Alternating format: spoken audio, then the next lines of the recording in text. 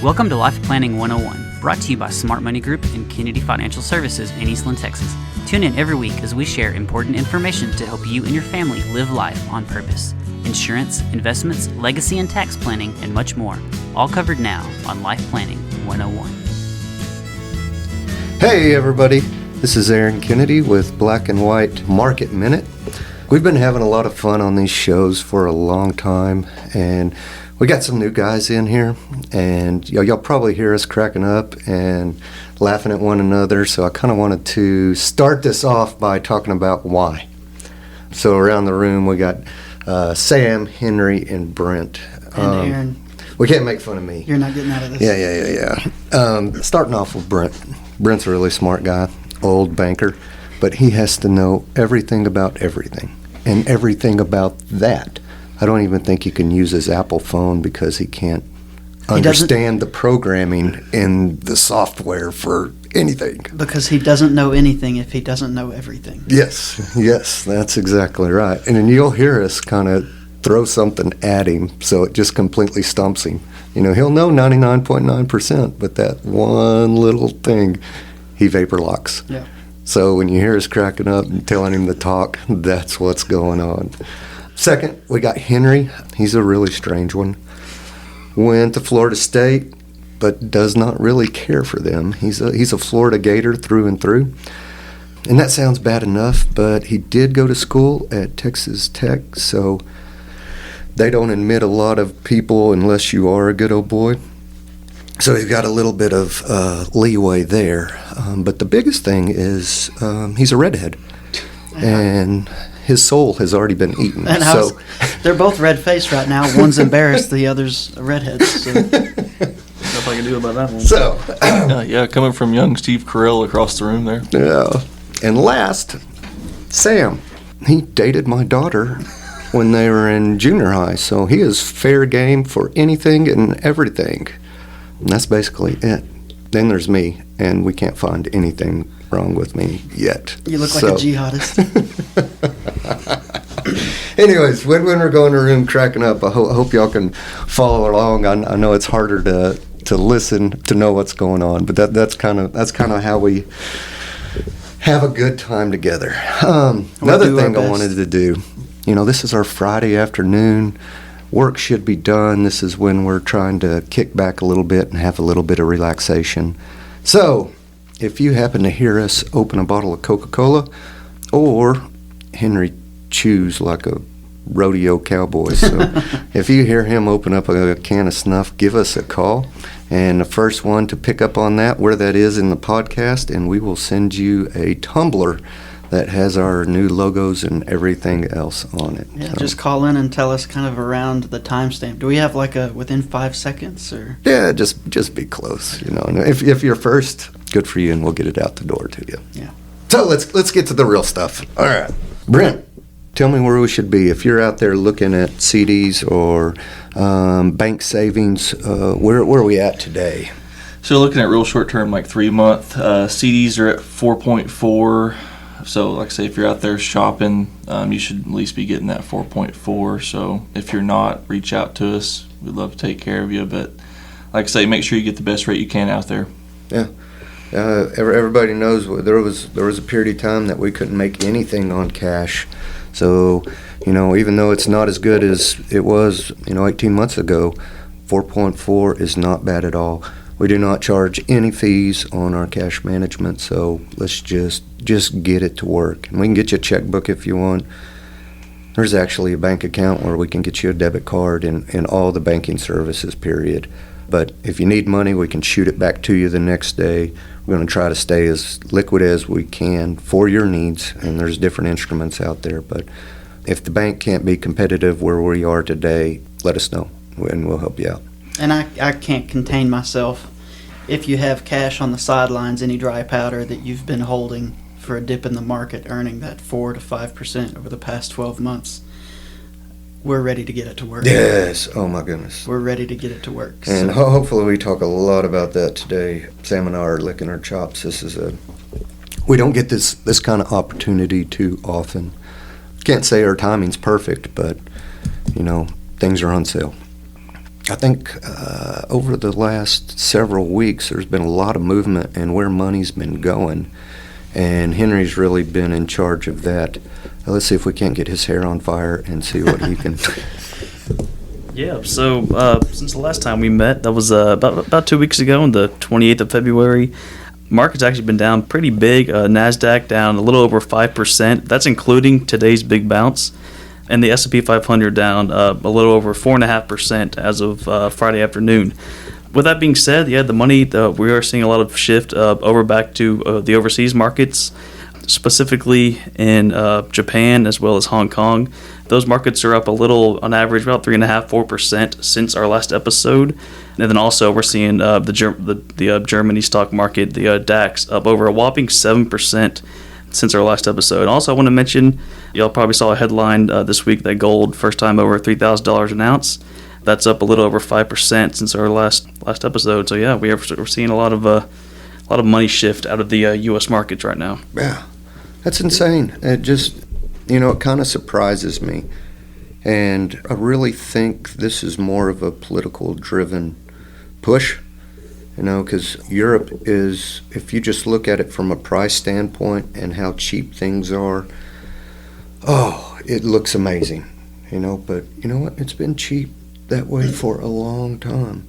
Just demographics, the way companies are set up, the industry allocation and sector allocation in Europe is just different.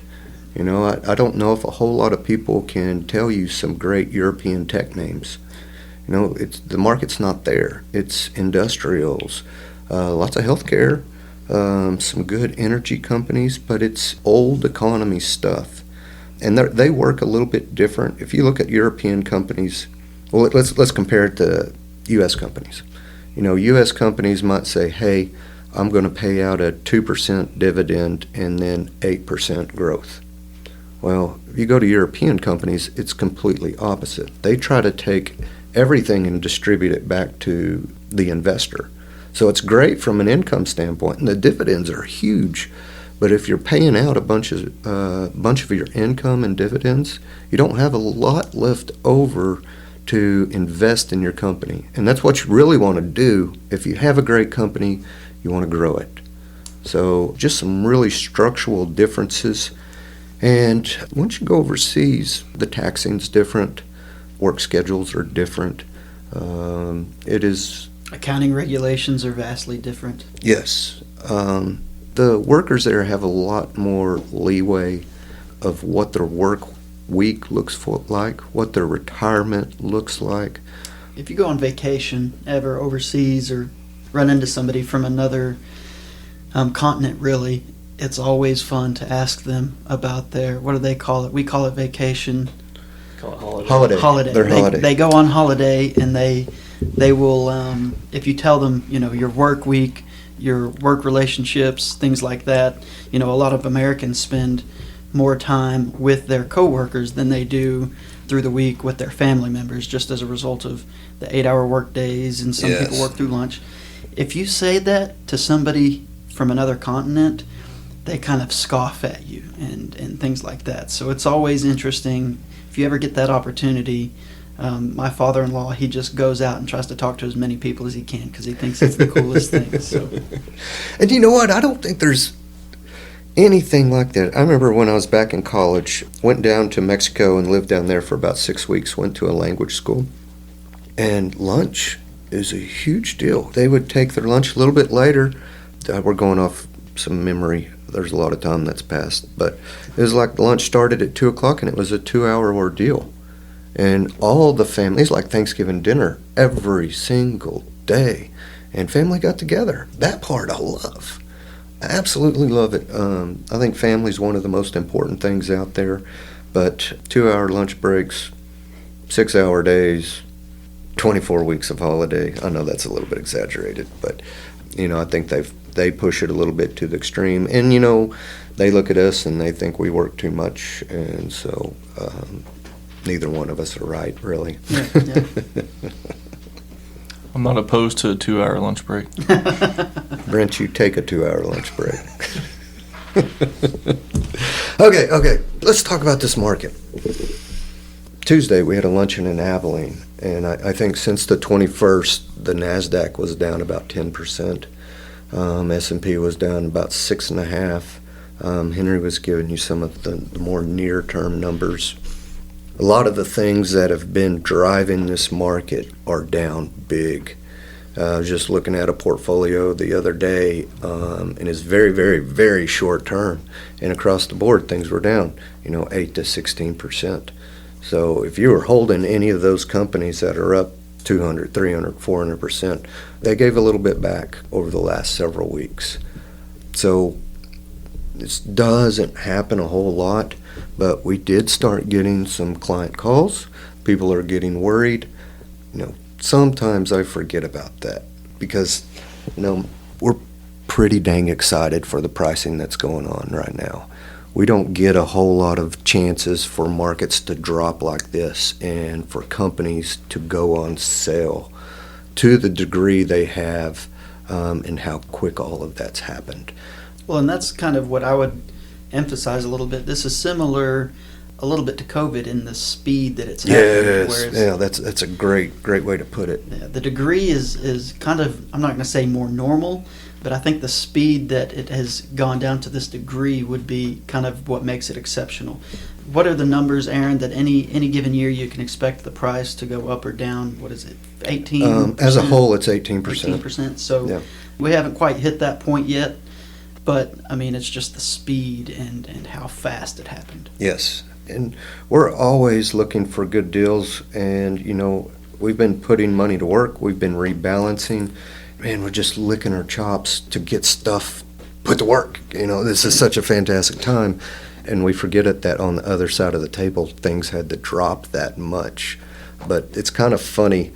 The world's falling apart, and you look online at these forums, and everybody said, "This is it. Here it comes. Here it comes."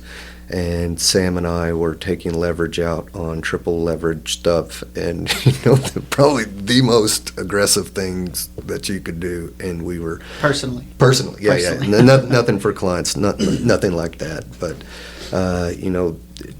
things don't happen this way, and I think everybody knows, especially if you look back through the 2022 period, 2021 period. I didn't like what was going on. So I'm not one of those people that's go all the time. Always put your money to work. Y'all have seen me be super, super cautious, and that this isn't really one of those times to me.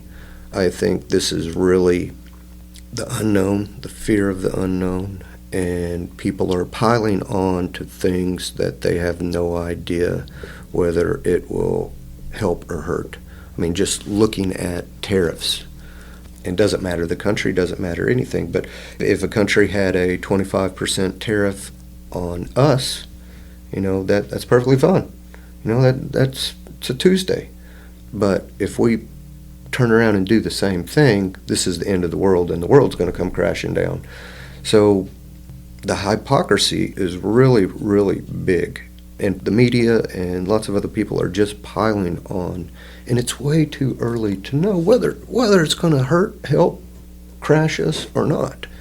The thing that we do know 100% is the market was priced at in the 99th percentile. I mean, there's no denying that. And I don't care about tariffs or anything else. It was still priced in the 99th percentile. 2000, 2001, 2002, we were there. And then in 1999, we were in the 99th percentile.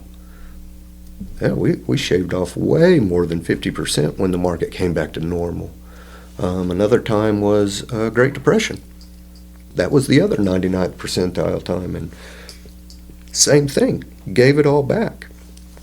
So if the market is taking a breather right now, it doesn't have anything to do with tariffs. People are just pulling some money off the table. Because I can guarantee the benefit of AI did not go away because of tariffs.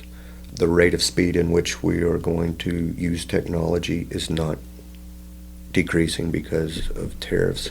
None of the overall themes that have been driving this market have gone anywhere. And I think we've talked about this, but if Doge does its job, there was I don't know. We'll make the numbers easy. Let's say $2 trillion of unnecessary spend in the government. If that gets shaved off, is that going to hurt? Heck, yeah. Where there's $2 trillion that are not being funneled into the economy. But, really, how much of a benefit are me and you getting knowing whether a dolphin likes to watch cartoons, anime, or Leave It to Beaver on a Sunday afternoon? Some of the stuff we were spending money on was just ridiculous, and that needs to clean up. And yeah, the money's not going to be there.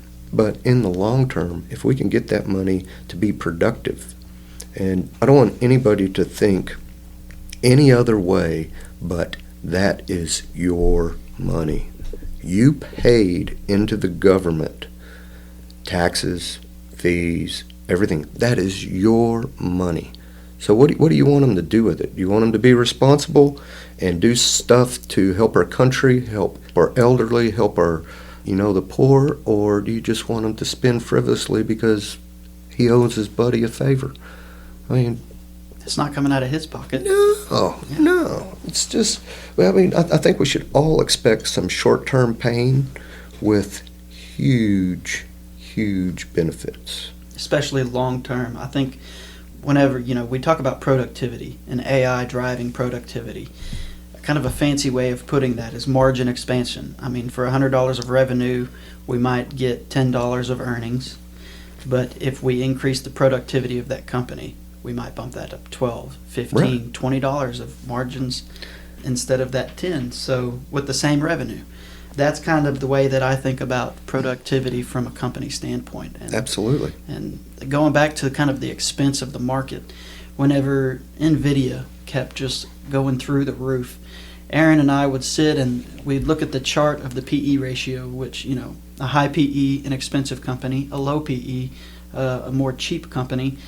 You'd see earnings come out and the PE would get cut into, a third of the PE would get shaved off. And it would get that much more, quote unquote, inexpensive. And then between that earning and the next earnings call, the PE would rise back up to, 70, 80? Yeah, just bid it straight back up to where it was. There would be earnings, and the next day, whenever you pulled up that chart, it would be back down to 50 because earnings just shot through the roof. And that's that productivity driving prices up. It's super cool to watch in real time. Well, now, since the 19th or 21st, I'm not going to say it's been doing the opposite. It's been getting cheaper. Instead of pricing in and then earnings cutting the PE in half, the PE ratio has been falling naturally. That's because of price. Meaning we've been getting better pricing. So we're definitely excited about being able to put money to work, and Yes. any dry powder that you want to get rid of, we need to get it to work. And I apologize. We get so wrapped up in this. Sometimes we forget that people don't speak our language, but when we're talking margins or PE or anything like that, it's just simply price over earnings. So, if the price of a stock is $10 a share and it is earning $1 of share, $1 per share in earnings, that's a 10 PE. So the PE can increase if price goes up. If price jumps up to 20 with $1 of earnings, that's a 20 PE. And just think about the grocery store. If you were buying one loaf of bread, would you rather pay 10 or would you rather pay 20? So the higher PE is, the more you're paying for $1 of earnings. And the cool thing, what Sam was talking about, is the other way PEs can come down is if earnings jump immensely. So same thing, price is $10, earnings were 1. When we were watching NVIDIA, earnings jumped to 2 in 1 quarter, so the PE dropped in half. Just blink of an eye, we were sitting there watching it, and it was pretty cool. Yeah. And that is brilliant thing to think about is the multiples of the market, or how expensive the market is. Price really doesn't have to come down. Price can stay the same and earnings just go up. So, I think where we are today, the perfect market over the next couple of years, and let's have the Mag 7 or, those top companies, Apple, Google, all of those, let's let them stay the same price and let the earnings just come up. And if you're earning, 25 to 30% a year in a couple of years, that 2 years, that's shaving your price down by half. So there's lots of ways to do it. And if we're in an environment, kind of what I was talking about earlier, we're going to have natural growth of the inclusion of AI, bringing in new technology, having better efficiencies. That's not going to slow down. So we can let the market run a little bit, and maybe we don't have another 30% here. That would actually be a nice breather. If earnings can grow faster than the market, if we could just have a couple of years of that, we'd be back on track. And it would be just as exciting a day to buy as the market being down. Yes. If anybody's like Brent, they're a little bit white-faced and probably falling asleep at this point. Okay. Let's talk about some things that we've just done. So, I'm not teasing. We are licking our chops right now. We are in the middle of a rebalance. We're putting things to work. Me and Sam had a conversation last night, actually, that, hey, do we feel bad if we're rebalancing and we're having to sell stocks to buy bonds or cash? And, that's one of those hurt in the gut thing that we don't want to sell low period. I think very luckily I haven't run into that scenario very, very often. But, big picture is here. We want to buy right now. And I know it's a scary time. It's never fun when the market's dropping like it is. But this is the time where we're starting to smell blood in the streets. And we are making some changes in our portfolio. Our big stock portfolio, we call that quality growth.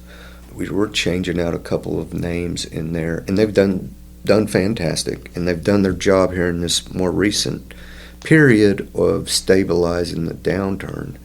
But one of the big moves that we're going to is we're changing out a company and we're going to buy MasterCard. MasterCard is a fantastic company. It's been growing lights out. I think its ROIC is 50 something. 53, yeah. It's always been pretty dang expensive, and it's kept us away. And we're moving into this new economy, and what happens if we do move into a digital economy? What happens to these type of payment processors? But it kind of looks like MasterCard is on top of that. So there's good and bad there. Anytime you're on a payment processor, you want lots of payments.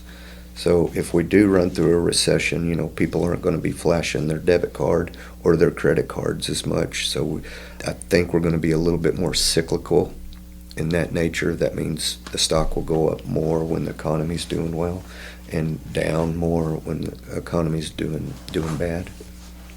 But, we had a fantastic discussion, and I'm surprised nobody jumped across the table and choked anybody, but people are still going to use their MasterCard. You don't have an option to not use your debit card. And even if it's at Walmart buying toothpaste and toilet paper, it's still going to be used. And what happens to MasterCard when that happens? 4 plies of that roll of toilet paper goes straight to MasterCard every single time. It doesn't matter. So maybe it gets used more in great economies, but it's still going to be used. So super excited there. And then another one, I keep beating this dead horse, but Novo. I go outside and check every day, and there's still overweight people. That has not been fixed. And that is a fantastic company. Its bread and butter's diabetes, insulin. It's had a huge rush on the diabetes medicine used for weight control, and that's down 40%. 40%. And if you look, what is it? I think here in the U.S., diabetes is about 11% of the population, and obesity's, where are we at? 40, 50, 60%. Too high. Too high. But my point is, no matter how scary it is, there's always huge opportunities. And if we can get through this, if we can hold on, the market will eventually recover, And if we could have taken advantage of it when the prices are down, you're going to be naming your great-grandbabies after Brent. So I hope nobody's getting too fearful. I want to add a little bit here. Brent and I were on a fixed income call earlier, and there's a lot going on, with the federal government and spending, and there's the government shutdown that's quote unquote imminent. I think it's supposed to go down this evening to figure out whether they shut down or not. It seems like it's probably not going to happen at I this thought point. they caved. Well, that sounds bad. I think they I thought they agreed not to shut down the so government. Schumer, I think, came out and said that he would probably sign the bill, which means that it's most likely going to go through. But last I read, the Democratic Party was pretty fractured over what to do about it. Yes. So while we were on that call earlier, I had asked if there was one of our fixed income managers that we like to listen to. I wanted to ask, is there any long-term credit risk to U.S. Treasuries? The credit spreads between Treasury bonds and bills versus your corporates and some of your not quote-unquote government-guaranteed bonds, those spreads, or think about it as a bond that is not government, is going to be more expensive as that credit spread gets smaller. Why would you buy a riskier bond with less premium on it over the government bonds? So those credit spreads are pretty thin right now, probably as thin as they've been in the past 25 years, which means that it's a good time to be buying government bonds over corporate bonds for the risk-return trade-off. And so I had kind of asked, is that a result of a lack of faith in the U.S. government? And he kind of came back and said, no, it's just that the companies today are so high quality relative to the past 25 years. They're generating so much cash. They're really maintaining their balance sheets relative to historical numbers. And if you think back to the dot-com bubble, I mean, most of those companies didn't have positive earnings, much less a lot of them didn't have positive cash flows. So, and the other thing that he had emphasized is, where else do you go for safety? Yeah, nowhere. So, yeah. Well, I could butcher this, but the point's going to remain. Interest rates got so low that fantastic companies were taking out debt rather than issuing stock. We have some Apple credit on our books. And when we say credit, that's just a loan. It's just a bond. Apple went out and borrowed money, and they got like 0.75. I can't remember if it's 0.75 or 1.25. They basically got all these billions of dollars for nothing. Nothing. So they borrowed money, paid out dividends, paid for things they needed to, and that's one of the companies we own. They better never pay that off, or they better stretch that as long as they possibly can, because that's free money. If somebody's going to come out and say, hey, I'm going to issue, I want to give you a loan at 1% for the rest of your life, do you want to do it? Everybody should be saying, yeah, give it to me. It's the same reason why nobody's selling their 2% mortgage homes right now. Yeah, exactly.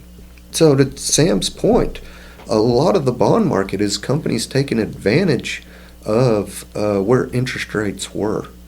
And if you were an A, AA, AAA, there wasn't a whole lot of AAAs, but there's plenty of A companies out there. I think that was almost a reason to lose your job at being a CEO or at least a CFO if you did not take advantage of that. So there is lots of quality out there in the bond market at the very top. And to Sam's point, the problem is you don't get paid a whole lot extra at this point. Yeah, that extra comes at the riskier side of the market.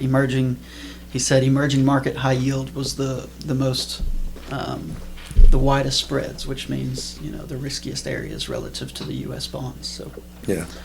I know y'all are too young in the britches to remember this, but back in the early 2000s, after we went through the big dot-com crash, emerging markets were hot.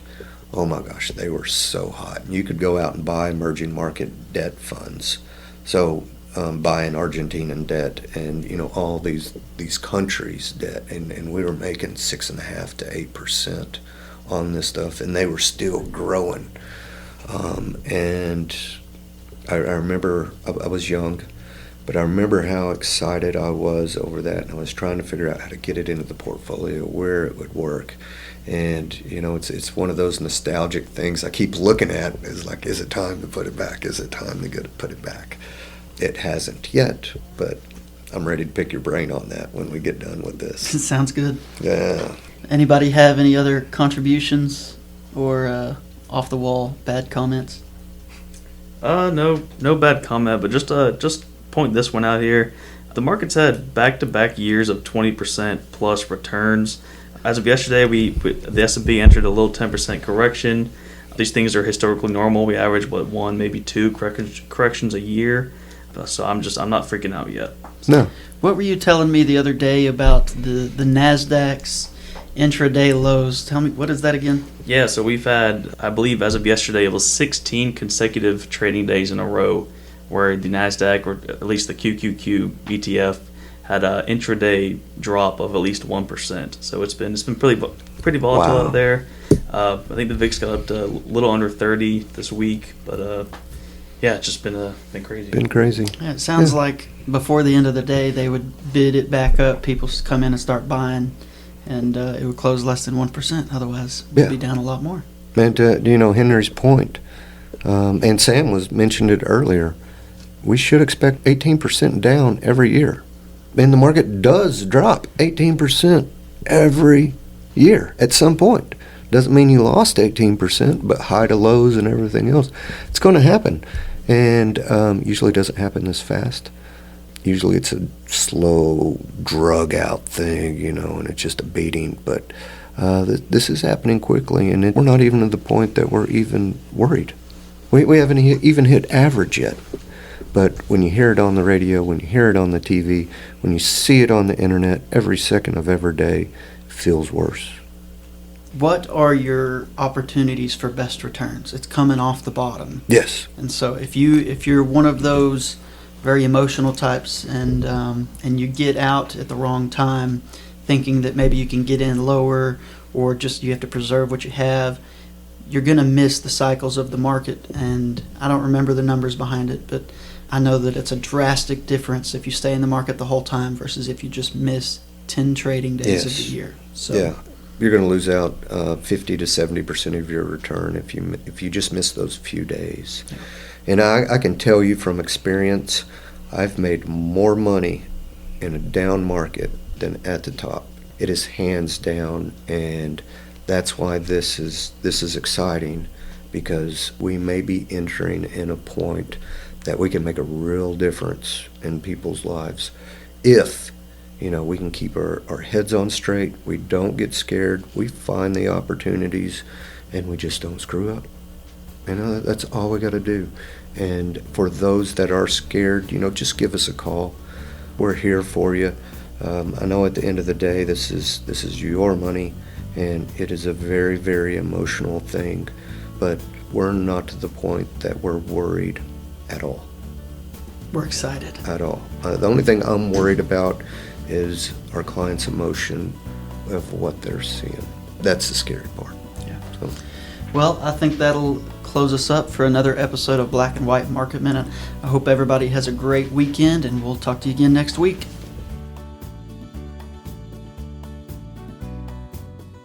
Thank you for joining us for Life Planning 101, brought to you by Smart Money Group and Kennedy Financial Services. If you have questions, you can email them to lifeplanning@kennedy-financial.com. Be sure to tune in next week for more Life Planning 101. The opinions expressed herein are those of the firm and are subject to change without notice. The opinions referenced are as of the date of publication and are subject to change due to changes in the market or economic conditions and may not necessarily come to pass. Any opinions, projections, or forward-looking statements expressed herein are solely those of the author, may differ from the views or opinions expressed by other areas of the firm, and are only for general informational purposes as of the date indicated. Securities offered through Calton & Associates Incorporated, a registered investment advisor, member FINRA SIPC. Investment advisory services offered through Smart Money Group LLC. Kennedy Financial Services and Smart Money Group LLC are separate entities and are not owned or controlled by Calton & Associates Incorporated.